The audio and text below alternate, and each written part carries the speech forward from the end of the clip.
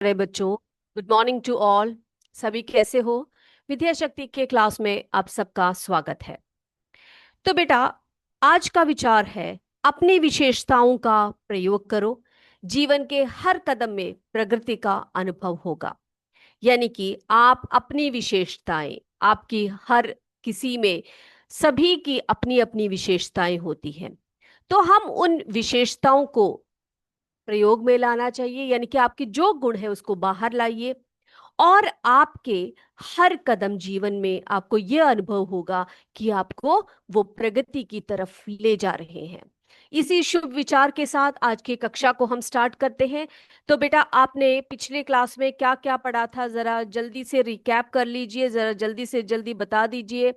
हमने पढ़ा था बेटा कि बहुत सारे जो शारीरिक और मानसिक परिवर्तन जो है किस दौरान आता है, किशोरावस्था के दौरान आता है। जिसमें कि हमने पढ़ा यौवनारंभ में होने वाली जो परिवर्तन है हमारे शरीर में, वो क्या क्या है। लंबाई में वृद्धि होती है, शारीरिक आकृति में परिवर्तन होता है, स्वर में परिवर्तन होता है, जनन अंगों का विकास होता है, मानसिक बौद्धिक संवेदनात्मक परिपक्वता प्राप्त होती है, बहुत सारे गौण लक्षण, लैंगिक लक्षण आ जाते हैं, है ना। तो इस तरह से बहुत से कार्य हमने, बहुत से जो है शरीर में होने वाले बदलाव के बारे में हमने पिछले क्लास में चर्चा किया था।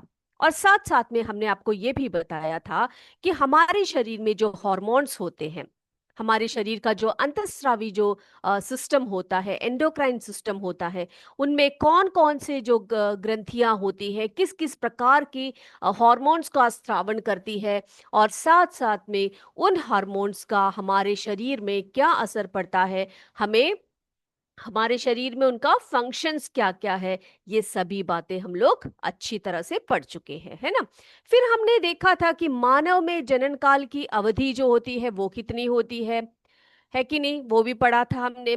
उसके बाद हमने पढ़ा था कि महिला का जो प्रजनन चरण होता है वो पुरुष की अपेक्षा में कम होता है ना। पुरुषों में क्या कहा था मैंने आपको, पुरुषों में जो है पुरुषों में जो है स्त्रियों की अपेक्षा अधिक अवधि रहती है ना, महिलाओं में कम रहती है। तो उसी को हमने महिला प्रजनन चरण में पढ़ा था। क्या पढ़ा था हमने, देख लेते हैं। तो बेटा, महिला प्रजनन चरण में हमने क्या पढ़ा था कि प्रजनन चरण जो है महिलाओं में वो 10 से 12 वर्ष की आयु के आसपास जो है शुरू हो जाती है, और आमतौर पर लगभग 45 से 50 वर्ष की आयु तक जारी रहती है ना। ये हमने पढ़ा है। उसके बाद हमने देखा कि यौवन के दौरान अंडाशय परिपक्व होने लगते हैं, और हर 28 से 30 दिन में एक अंडाणु जो है वो कहाँ से निकलता है, अंडाशय से निकलता है, जो कि परिपक्व हुआ होता है। फिर हमने देखा कि गर्भाशय की जो परत है वो संभावित निषेचित अंडे को सहारा देने के लिए मोटी हो जाती है, जिससे गर्भावस्था होती है ना। हमने पढ़ा है कि जब निषेचित अंडाणु क्या हो जाती है, वो जो है अंडवाहिनी से होकर कहाँ को जाती है बेटा, गर्भाशय में जाती है ना। तो वहां पर निषेचित अंडा अगर है तो उसको सहारा देने के लिए गर्भाशय की जो दीवारें होती है, जो परत होती है, वो मोटी हो जाती है, और से गर्भावस्था को जो है सहारा मिलता है। यदि निषेचन नहीं होता है तो क्या बताया था, कौन सा कंडीशन आपको बताया था मैंने, यदि निषेचन नहीं होता है तो मुक्त हुआ अंडा और मोटे गर्भाशय की जो परत है वो रक्तवाहिकाओं के साथ बह जाती है, जिसके परिणाम स्वरूप मासिक धर्म होता है, जिसे हम मेंस्ट्रुअल साइकिल कहते हैं, है ना। तो अगर निषेचन नहीं हुआ है तो क्या होने वाला है, वहां पर अंडा और जो गर्भाशय की जो मोटी परत है वो रक्तवाहिकाओं के साथ बह जाती है, और जिसके परिणाम स्वरूप जो है मासिक धर्म होता है। ओके बेटा, उसके बाद हमने देखा कि जो मासिक धर्म है, जिसे हम 28 से 30 दिनों में जो होता है, यौवन के समय होने वाला पहला जो मासिक धर्म होता है, उसको कहा जाता है रजोदर्शन, है ना। ये आपने नोट कर लिया होगा पिछले क्लास में। तो उसको हम मेनार्के कहते हैं। Girls first menstrual period is called menarche, है ना। तो जो एक लड़की है जो वो यौवनारंभ में आती है, तो उसका जो पहला जो मासिक धर्म होता है उसको क्या कहा जाता है, रजोदर्शन अथवा मिनार्के कहा जाता है। उसके बाद हमने देखा कि जो मासिक धर्म है लगभग 45 से 50 वर्ष की आयु में बंद हो जाती है, जिसे क्या कहा जाता है, मेनोपॉज अंग्रेजी में, और हिंदी में रजोनिवृत्ति कहा जाता है ना।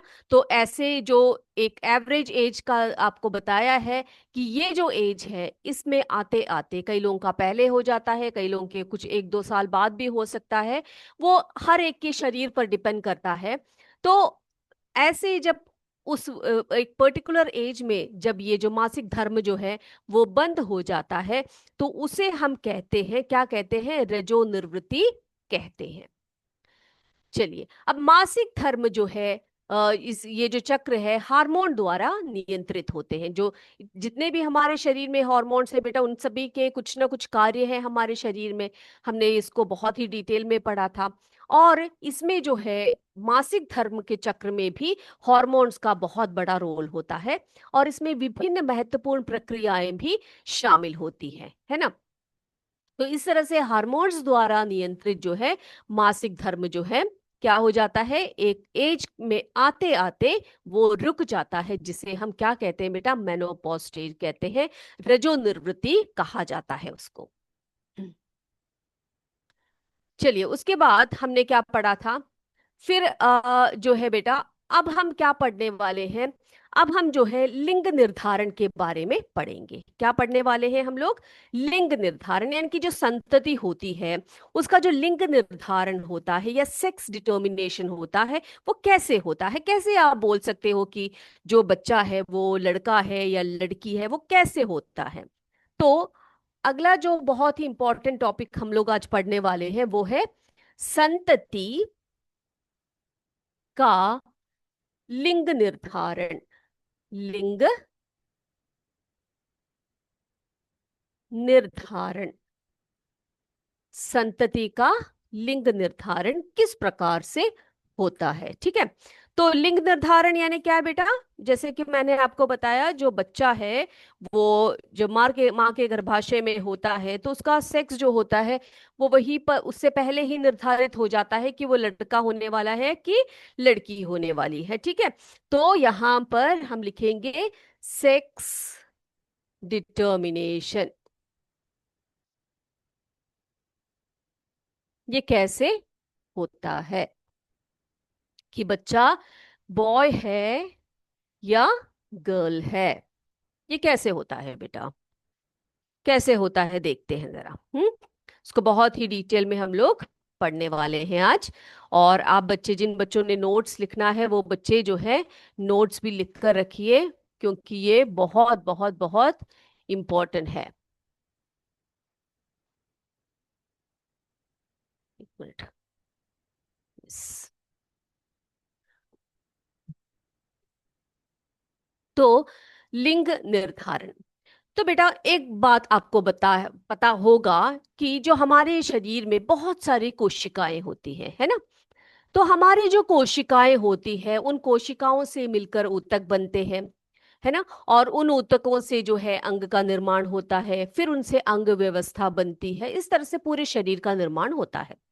तो सभी मनुष्यों की कोशिकाओं में, उनके केंद्रक में, कोशिकाओं में केंद्रक होता है जो कोशिका को कंट्रोल करता है ना।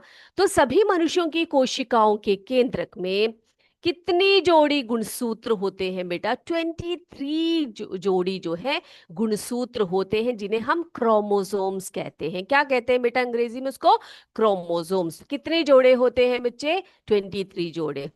23 जोड़ी गुणसूत्र होते हैं, 23 जोड़ी क्रोमोसोम्स होते हैं। कहां पर होते हैं, कोशिकाओं के केंद्रक में। उसको नोट करके रखिएगा आप। तो बेटा इसमें से दो गुणसूत्र जो है, ठीक है, तो हम हमें टोटल कितने होते हैं बेटा, 23 पेयर्स होते हैं। उनमें से जो दो गुणसूत्र होते हैं वो लिंग गुणसूत्र होते हैं। क्या होते हैं वो, लिंग गुणसूत्र होते हैं, जिन्हें हम एक्स और वाई का नाम के नाम से जानते हैं। एक्स क्रोमोसोम, वाई क्रोमोसोम, ठीक है। एक्स गुणसूत्र और वाई गुणसूत्र के नाम से जाना जाता है, ठीक है। अब एक महिला में दो गुणसूत्र होते हैं, जबकि एक पुरुष में जो है ये जो एक्स क्रोमोसोम है ना बेटा, यहाँ पर जैसे आप चित्र में देख रहे हो, एक लेडी, एक स्त्री में जो है गुणसूत्र कितने होते हैं? 2 गुणसूत्र होते हैं। कैसे गुणसूत्र होते हैं? एक्स एक्स क्रोमोसोम्स, ठीक है। कैसे होते हैं बेटा? X x chromosome, x x गुणसूत्र होते हैं। जबकि पुरुष में क्या होता है? एक एक्स और एक वाई गुणसूत्र होता है, ठीक है। तो स्त्री में जो है यहाँ पर कोई चॉइस नहीं है, सिर्फ एक्स एक्स क्रोमोसोम्स है उनके इसमें। लेकिन पुरुषों के इसमें जो है एक एक्स और एक वाई गुणसूत्र होता है। लेकिन शुक्राणु 2 प्रकार के होते हैं। जैसे कि एक प्रकार में एक्स गुणसूत्र होता है और दूसरे में वाई गुणसूत्र होता है। तो आपको पता है, जो नर जननांग जो है, वृषण जो है, वो क्या किसको प्रोड्यूस करते हैं बेटा? शुक्राणु को प्रोड्यूस करते हैं, है ना।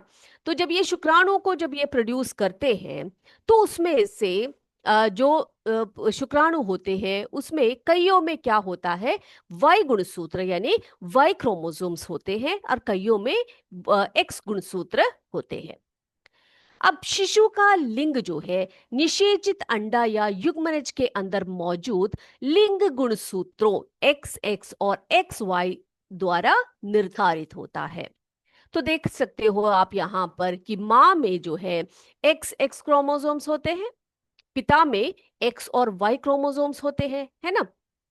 अब देखो, अगर माँ का ये जो एक्स क्रोमोसोम है, यानी कि जो अंडा है वो उसमें एक्स क्रोमोसोम है, और पिता से आया हुआ एक्स क्रोमोसोम वाला शुक्राणु के साथ उसका निषेचन होता है, तो जो बच्चा होता है वो कैसी होती है बेटा? वो एक गर्ल होती है, लड़की होती है।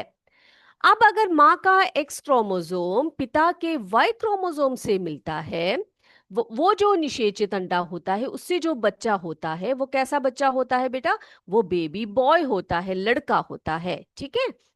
चलिए, अब जब एक्स गुणसूत्र युक्त, देख सकते हो आप लोग यहाँ पे, एक्स गुणसूत्र युक्त शुक्राणु अंडे को निषेचित करता है।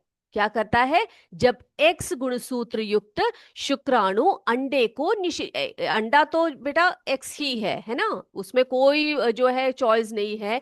लेकिन स्पर्म जो है एक्स का भी आ सकता है, वाई का भी आ सकता है। तो जब एक्स गुणसूत्र युक्त शुक्राणु अंडे को निषेचित करता है, तो युग्मनज में 2 एक्स एक्स गुणसूत्र जो है आ जाते हैं, है ना। और वह एक कन्या शिशु के रूप में विकसित होता है। यानी कि जो बच्चा है उसको क्या क्या मिले बेटा? एक्स और एक्स क्रोमोसोम मिल गया, तो वो बच्चा क्या होगा? वो एक फीमेल बेबी होगा, है ना। चलिए, अब हम बात करते हैं वाई और एक्स की। यदि निषेचन के समय शुक्राणु अंडे, यानी कि जो अंडाणु होता है उसमें वाई गुणसूत्र का योगदान देता है। ओके, शुक्राणु अगर वाई क्रोमोसोम का है और जो है हमारा अंडाणु जो एक्स का है, इन दोनों का अगर निषेचन होता है, तो युग्मनज जो है एक नर बच्चे के रूप में क्या हो जाता है? विकसित हो जाता है। तो ये बात क्लियर है बेटा आप सबको? तो पिता के लिंग गुणसूत्र अजन्मे बच्चे के लिंग को निर्धारण करता है। तो क्या कहा मैंने आपको कि लिंग का जो निर्धारण होता है वो किसके द्वारा होता है? पिता के गुणसूत्र द्वारा होता है। किसके गुणसूत्र द्वारा होता है बेटा? पिता के गुणसूत्र द्वारा होता है, ना कि माँ के गुणसूत्र द्वारा होता है। तो इस बात को आप बिल्कुल नोट करिएगा कि स्त्रियों को कभी भी हमें क्या नहीं करना चाहिए बेटा? दोषी नहीं ठहराना चाहिए कि भाई उनके गुणसूत्र के कारण जो है क्या आया है, बच्चा जो है लड़का या लड़की पैदा हुई है। तो पिता जो है, पिता से आए हुए गुणसूत्रों से ही बच्चे के सेक्स का यानी कि लिंग का निर्धारण होता है। Is this clear to you all? सबको क्लियर है बेटा ये बात? चलिए एक बार यहाँ पे लिख के भी रख देते हैं। जो मेल होता है, जो पुरुष होता है, उसमें 2 प्रकार के क्रोमोसोम्स होते हैं। एक होता है एक्स और दूसरा होता है वाई, है ना। इसे क्या कहते हैं बेटा? गुणसूत्र अथवा क्रोमोसोम कहा जाता है। ये सेक्स क्रोमोसोम्स कहे जाते हैं, ठीक है। क्रोमोसोम, ठीक है।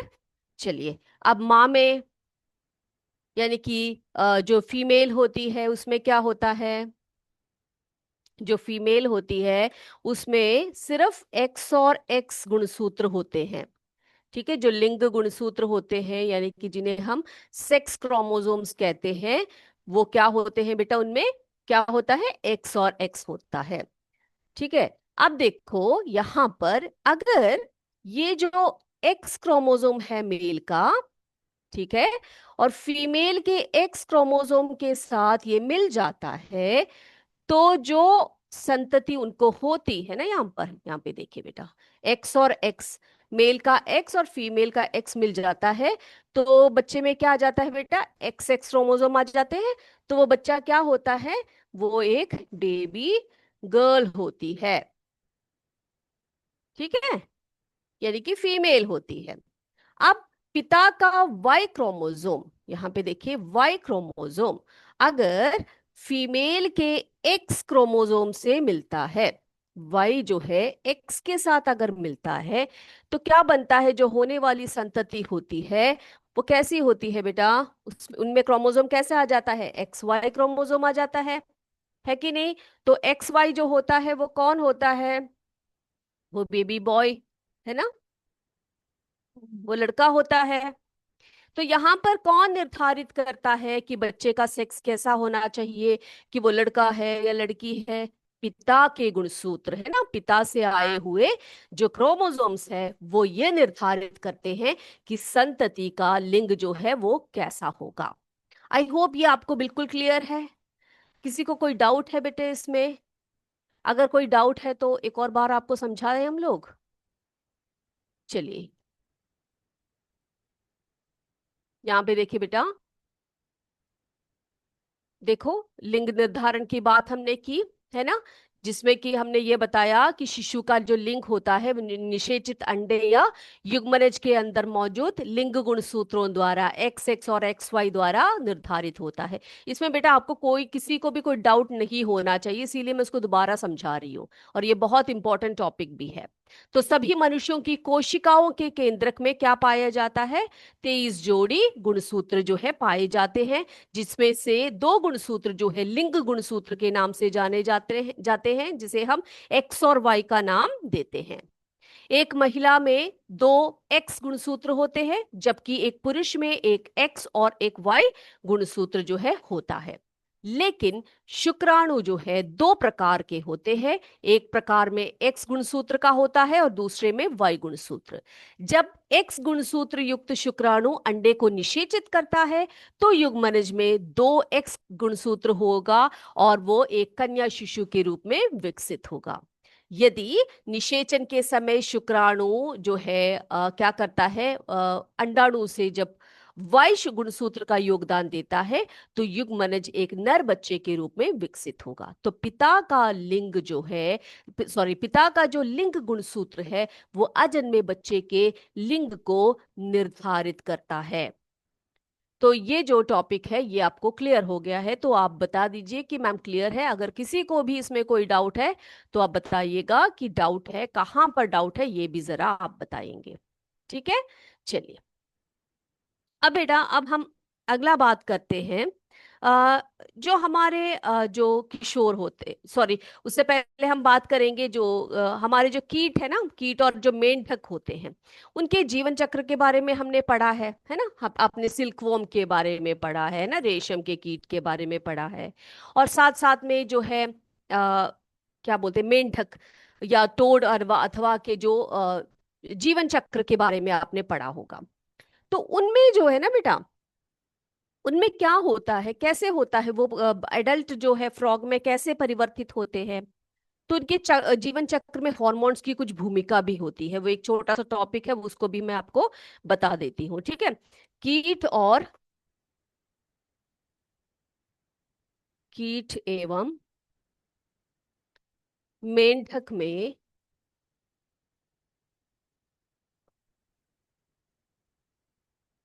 जीवन चक्र।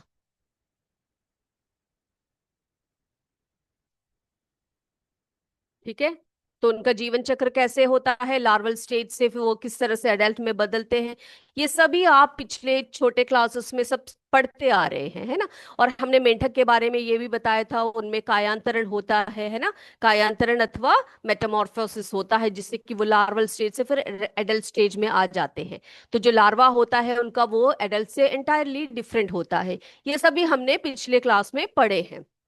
तो बेटा इनमें, इनके जो जीवन चक्र में है उसमें हॉर्मोन्स का एक बड़ा योगदान रहता है, ठीक है। तो इस तरह से जो इनका कायांतरण होता है, इसमें जैसे हमारे शरीर में हॉर्मोन्स का बहुत बड़ा योगदान रहता है हर प्रक्रम को करने में, तो इसी तरह से इनमें भी हॉर्मोन्स का योगदान रहता है। तो वो क्या होता है, किस प्रकार के हॉर्मोन्स जो है इनमें इनकी सहायता करते हैं, जरा देख ले हम लोग। चलिए बेटा।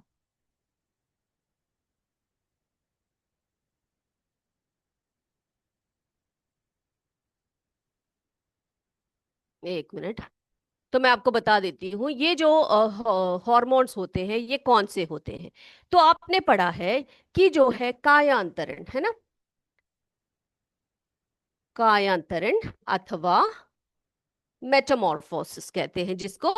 तो इसमें क्या होता है, कायांतरण यानी कि मेंढक जो होते हैं, टैडपोल जो होते हैं, टैडपोल यानी कि जो उनकी लार्वल स्टेज होती है मेंढक की, है ना।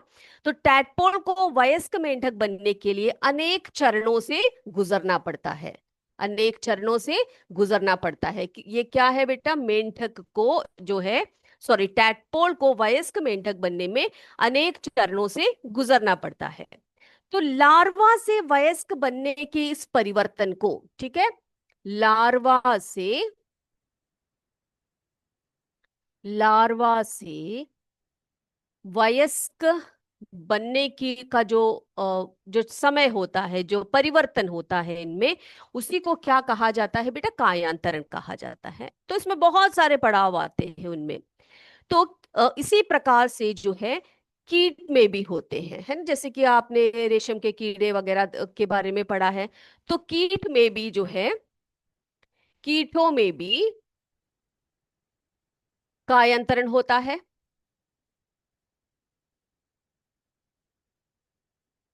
ठीक है। कीटों में भी जो है कायांतरण होता है। ये कायांतरण कैसे होता है, इनमें भी जो है कुछ जो है हॉर्मोन्स जो है क्या करते हैं वहां पर, काम करते हैं, ठीक है। तो कीटों में जो कायांतरण होता है उनको कीट हार्मोन, क्या बेटा, कीट हार्मोन, कीट हार्मोन जो है उनके कायांतरण को नियंत्रित करता है, किसमें, कीटों में। अब मेंढक की अगर हम बात करें, तो मेंढक में जो है लार्वा से वयस्क बनने का जो स्टेजेस है, उसमें क्या होता है, मेंढक में थायराइड द्वारा स्रावित हार्मोन, जब क्या कहा जाता है उसको बेटा, thyroxine, very good. Thyroxine hormone का बहुत बड़ा हाथ होता है, ठीक है। तो ये किसकी बात हो रही है यहाँ पर, मेंढक की बात हो रही है, मेंढक अथवा फ्रॉग में। तो इसमें कौन से हार्मोन का कार्य होता है बेटा, थायरॉक्सिन,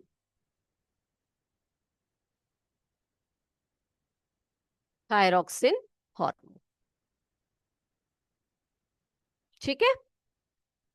तो थायरॉक्सिन हार्मोन का बहुत बड़ा कार्य होता है इसमें। अब बेटा देखो, ये थायरॉक्सिन का जो उत्पादन है, उसके थायरॉक्सिन के उत्पादन के लिए जल में आयोडीन की उपस्थिति बहुत आवश्यक होती है, ठीक है।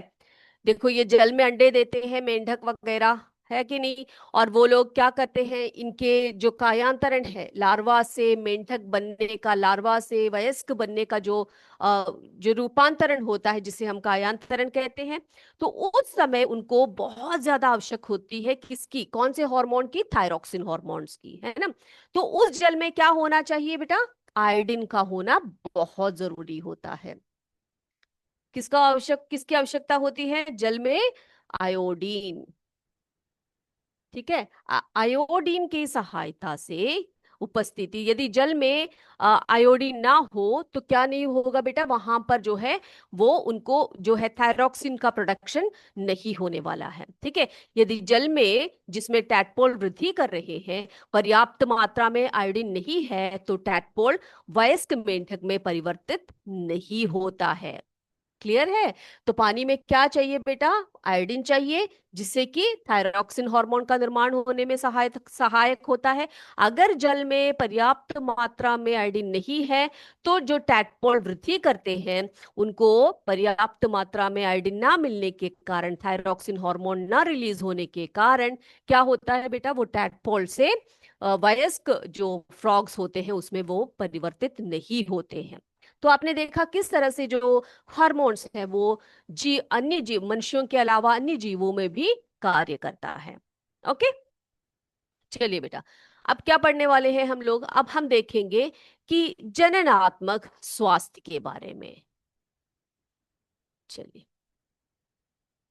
क्या है जननात्मक स्वास्थ्य? तो बेटा, किशोरावस्था में जब शरीर वृद्धि करता है तो बहुत सारी बातें जो है वो क्या हो जाती है, वो होना आवश्यक होता है हमारे शरीर में। जो है बहुत सारी बातें हमने ध्यान में रखना होता है, जिसे हम जननात्मक स्वास्थ्य कहते हैं। क्या कहते हैं उसको? जननात्मक स्वास्थ्य।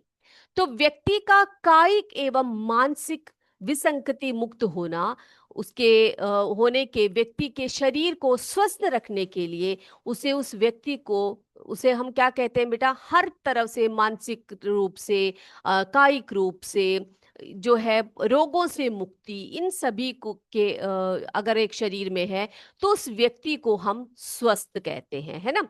तो उसी को उसका स्वास्थ्य कहा जाता है। किसी भी जो है संतुलित ऐसे जो टाइम होता है जब किशोरावस्था में बच्चे आते हैं, तो उनको संतुलित आहार की बहुत बहुत आवश्यकता होती है। साथ साथ में व्यक्ति को व्यक्तिगत स्वच्छता एवं सफाई का नियमित रूप से पालन करना भी बहुत जरूरी है। और उसी के साथ साथ क्या करना जरूरी है बेटा? व्यायाम करना भी बहुत जरूरी होता है। तो हम पहले बात करते हैं पोषक तत्वों की। जब किशोरावस्था में बच्चे आते हैं तो उन्हें सबसे ज्यादा जरूरत पड़ती है पोषक तत्वों की, है ना? तो किशोर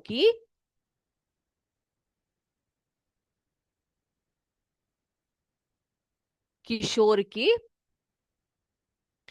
पोषण आवश्यकताएं, पोषण आवश्यकताएं।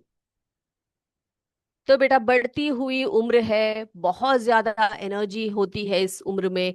तो उस एनर्जी के लिए हमें क्या चाहिए? इन बच्चों को बहुत ही अच्छा स्वस्थ रूप से उनके शरीर को रखना बहुत जरूरी है। और उसके लिए उनके शरीर में क्या चाहिए बेटा? पोषक तत्व का होना बहुत बहुत जरूरी होता है। ठीक है, तो ये पोषक तत्व क्या क्या है, किस किस रूप में हमें खाना खाना चाहिए, देखें हम लोग। यस। तो किशोरावस्था तीव्रता, वृद्धि एवं विकास की अवस्था होती है। तो आपको पता है, जब आप छोटे होते हो उससे एकाएक आप बड़े होने लगते हो, वृद्धि होने लगती है आपके शरीर में। और किसी भी किशोर को आहार नियोजन जो है अत्यधिक सावधानी पूर्वक करना चाहिए। यानी कि आपकी जो एज के बच्चे हैं, आपको क्या चाहिए बेटा? आपका शरीर के लिए जो पोषक तत्व है वही आपके मानसिक स्वस्थता को बनाए रखेगा, है ना? तो उसके लिए बहुत बहुत जरूरी होता है कि जो किशोर होते हैं उनका भोजन जो है किस प्रकार का हो? संतुलित भोजन हो, है ना? तो संतुलित आहार का अर्थ क्या है? बैलेंस डाइट कहते हैं हम उसको। उसका अर्थ क्या है? कि भोजन में प्रोटीन, कार्बोहाइड्रेट्स, वसा, विटामिन एवं खनिज का पर्याप्त मात्रा में समावेश, है ना? तो एक भोजन ऐसा होना चाहिए जिसमें कि आप प्रोटीन की मात्रा अच्छे से ले रहे हो, कार्बोहाइड्रेट्स की मात्रा ले रहे हो, वसा ले रहे हो, विटामिन और खनिज से युक्त भोजन को आप खा रहे हो। ऐसे भोजन को ही हम क्या कह सकते हैं बेटा? उनको उसको ही हम संतुलित आहार अथवा संतुलित भोजन कहते हैं। तो हमारी जो भारतीय संस्कृति है, हमारा जो भारतीय भोजन है, जिसमें रोटी, चावल, दाल एवं सब्जियां होती है, वो एक संतुलित आहार है। ठीक है? तो क्या क्या बेटा, हमारा जो भारतीय भोजन है, देखो हम लोग क्या क्या खाते हैं? रोटी खाते हैं, चावल खाते हैं, दाल खाते हैं, सब्जियां खाते हैं। तो ये सब जो है क्या है? अपने आप में ही एक संतुलित आहार है। और दूध की अगर हम बात करें तो दूध अपने आप में एक संतुलित भोजन होता है, ठीक है। जो फल भी जो है हमें पोषण देते हैं। शिशुओं को माँ के दूध से संपूर्ण पोषण मिलता है जिनकी उन्हें जरूरत होती है। तो जो छोटे बच्चे होते हैं, जो नवजात शिशु वगैरह होते हैं, तो उनको एक उम्र तक उनकी माँ का दूध, है ना, मदर का जो मिल्क होता है, वो क्या करता है, उसमें सारे पोषण तत्व होते हैं जो उस बच्चे के ग्रोथ के लिए आवश्यक होती है। तो माँ को क्या करना चाहिए, उस बच्चे को दूध देना चाहिए, अपने अपना दूध देकर, दूसरे दूध नहीं, अपना दूध देकर उस बच्चे के पूरे पोषण तत्व जिनसे उन्हें प्राप्त होता है।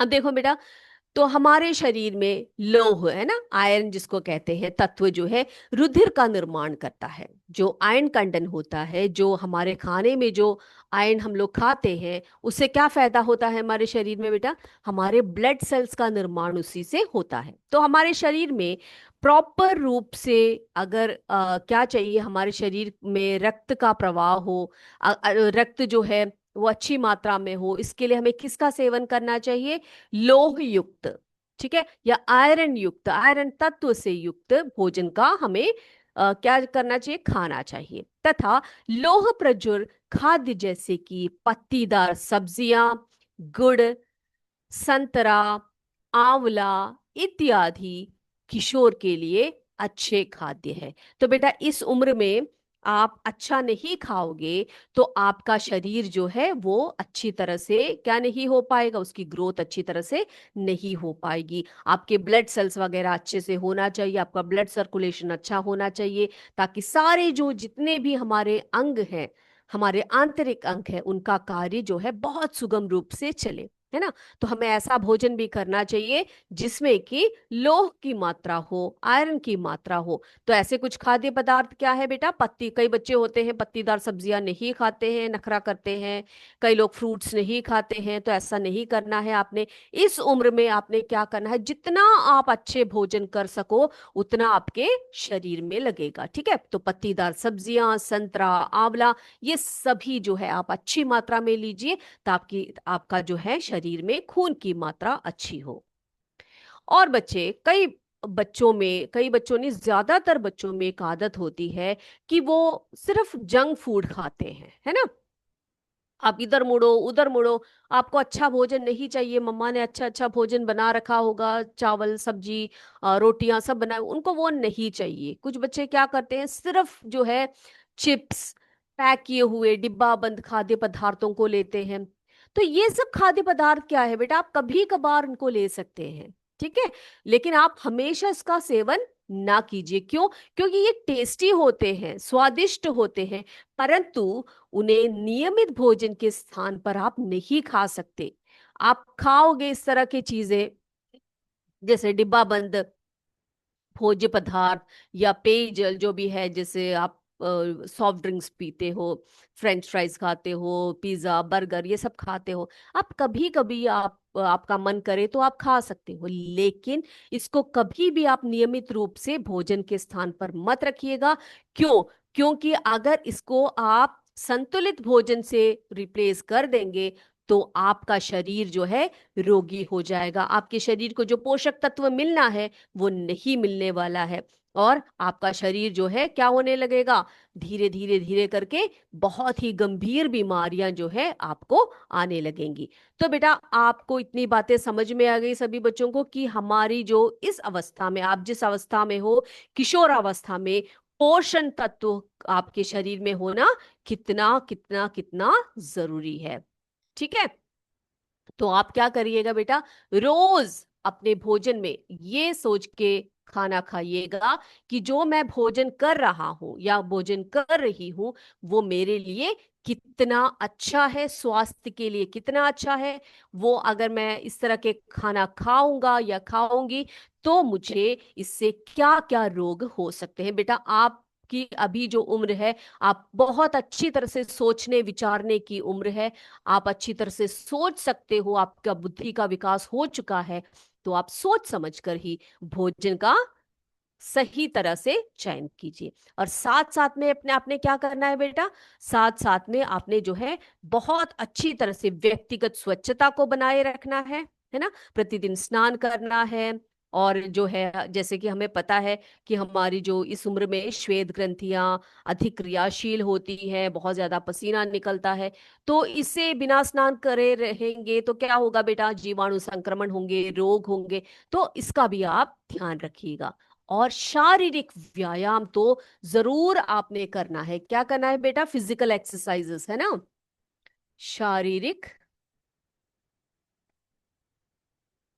व्यायाम, तो ये शारीरिक व्यायाम भी आपने करना है, यानी कि ताजी हवा में टहलना, खेलना शरीर को चुस्त और स्वस्थ रखता है। इतनी बातें क्लियर होगी सभी को बेटा। तो अभी हम जाए हमारे एमसीक्यू सेशन की तरफ। चलिए जाते हैं और देखते हैं आज क्या क्या क्वेश्चंस आपके लिए मैं लेकर आई हूं। आप सभी जो है बेटा, सभी के सभी आंसर्स को लिखिए। क्वेश्चंस को मैं पढ़ के देती हूँ, ऑप्शंस हमारे लिए हैं यहाँ पर।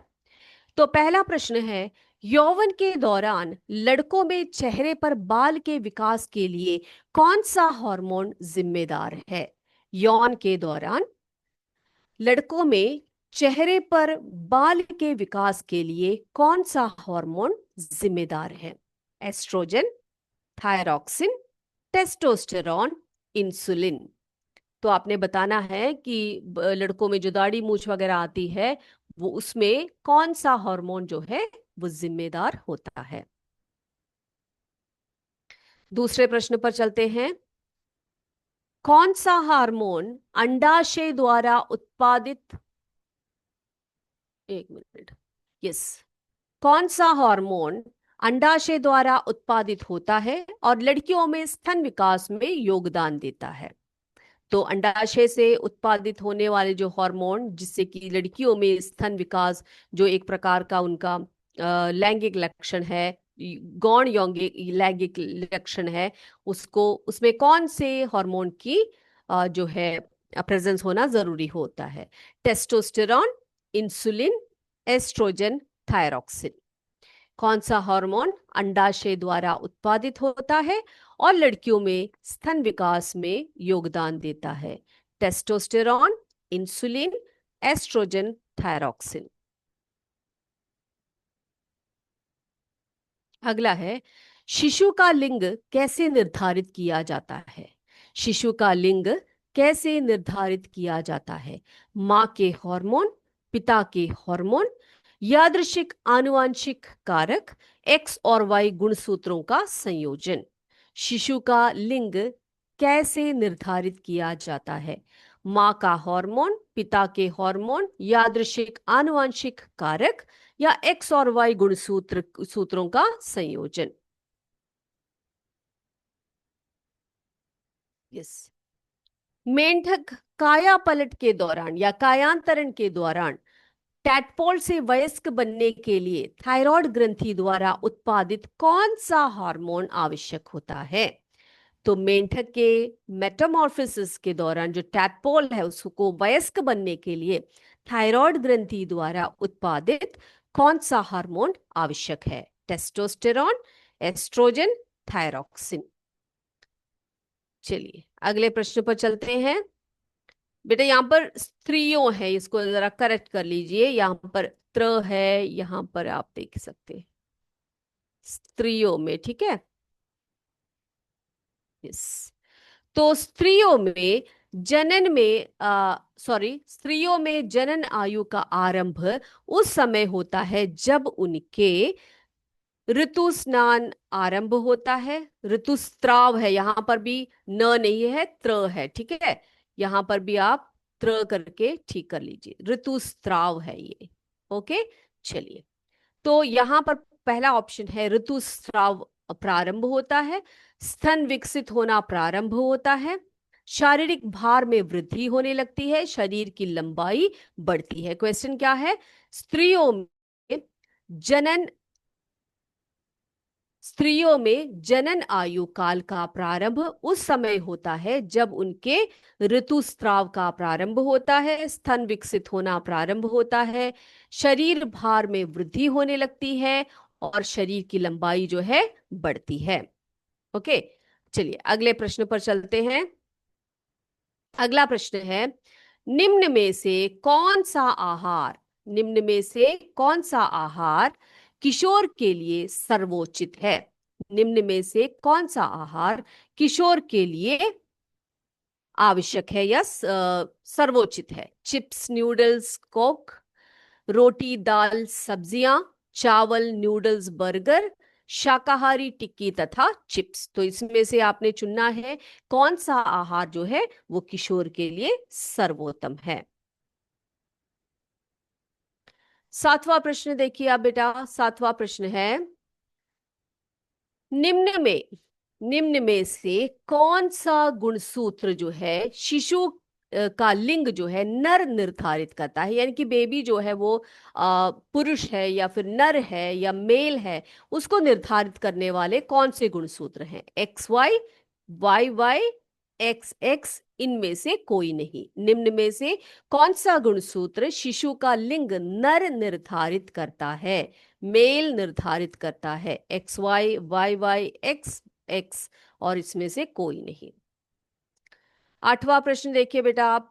आठवां प्रश्न है, आ, मनुष्य की कोशिका के केंद्रक में कितने जोड़े गुणसूत्र पाए जाते हैं? मनुष्य की कोशिका के केंद्रक में कितने जोड़े गुणसूत्र जो हैं वो पाए जाते हैं?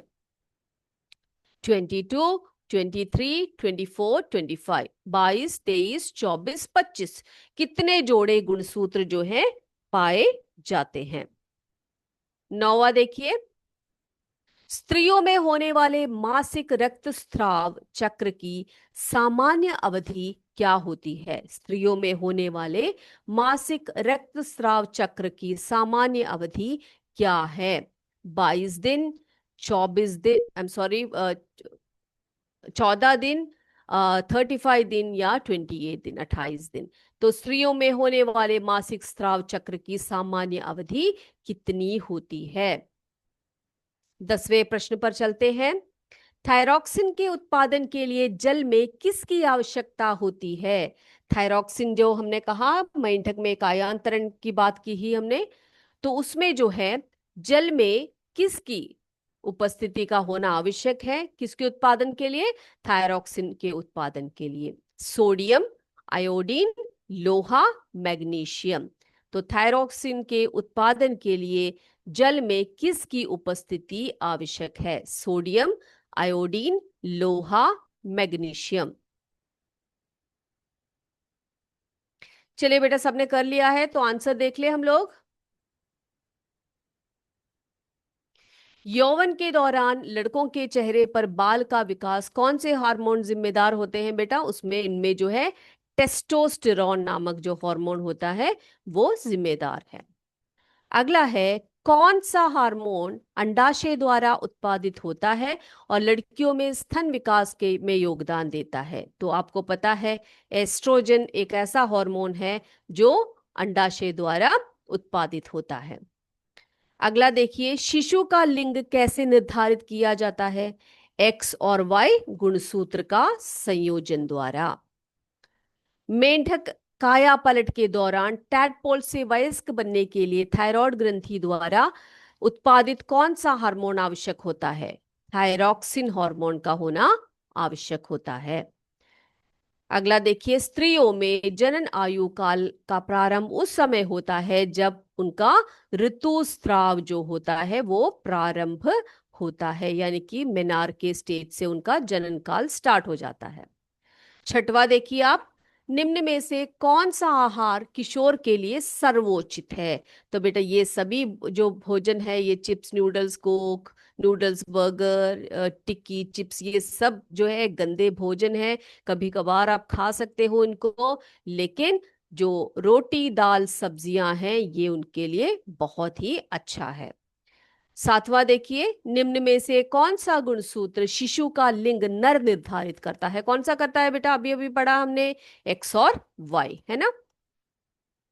आठवां देखिए, मनुष्य की कोशिका के केंद्रक में कितने जोड़े गुणसूत्र होते हैं? कितने जोड़े होते हैं? 23, है ना। 23 पेयर्स होते हैं। नौवा, स्त्रियों में होने वाले मासिक रक्तस्राव चक्र की सामान्य अवधि क्या है? कितने दिन होते हैं? यस, 28 दिन, है ना? ओके बेटा, अब 10वां देखिए, लास्ट क्वेश्चन का आंसर देख लेते हैं। थायरॉक्सिन के उत्पादन के लिए जल में किसकी उपस्थिति का होना जरूरी है? आयोडीन का होना जरूरी है, जिससे कि थायरॉक्सिन का उत्पादन होता है। तो आई होप आज का क्लास सभी को क्लियर हो गया है। जितने भी एमसीक्यू क्वेश्चंस आज पूछे सभी ने अच्छे से आंसर कर लिए होंगे। आप अपने आंसर्स को जो है चेक भी कर लीजिएगा बेटा। पहले का आंसर टेस्टोस्टेरॉन, दूसरे का एस्ट्रोजन, तीसरे का एक्स और वाई गुणसूत्रों का संयोजन, चौथे का है थायरॉक्सिन, पांचवे का है ऋतुस्राव प्रारंभ होता है। निम्न में से कौन सा आहार जो है रोटी दाल सब्जियां, सातवां है एक्स वाई, आठवां है 23, यस, नौवे का आंसर है 28 दिन, 10वें का है आयोडीन। तो आज के क्लास के लिए सिर्फ इतना ही। अगले क्लास में आपसे फिर मिलेंगे, और भी बहुत सारी बातें आपसे करनी है। तब तक जय विद्या शक्ति, जय हिंद, जय भारत। धन्यवाद। Thank you sir.